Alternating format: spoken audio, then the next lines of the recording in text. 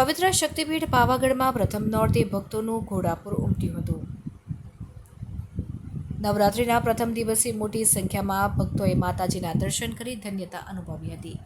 આસો નવરાત્રિના પ્રથમ નોરતે ભક્તોનો સેલાબ પાવાગઢ ખાતે જોવા મળ્યો હતો। મા મહાકાળીના ધામ પાવાગઢ ખાતે હૈયેથી હૈયું દબાય તેવી ભીડ જોવા મળી હતી। વહેલી સવારે 4 કલાકે મંદિરના કપાટ ખુલતા જ ભક્તો દર્શન માટે ઉમટી પડ્યા હતા। મંદિર ગર્ભગૃહ અને પરિસરથી નીચે પગથિયા સુધી ભક્તોની લાંબી કતારો જોવા મળી હતી। પાવાગઢ મંદિર પરિસર માતાજીના જય ઘોષથી ગુંજી ઉઠ્યું હતું।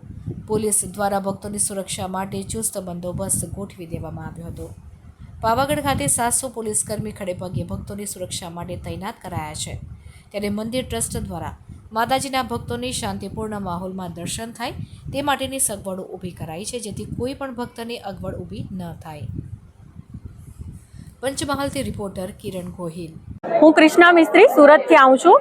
અમે 38 જણા એક બસ કરીને આવ્યા છે। મંદિર બન્યા પછી પહેલી વાર દર્શને આવ્યા છે। પહેલે નોરતે પહેલી વાર ને સવારના દર્શન થયા, અમને ખૂબ આનંદ થયો।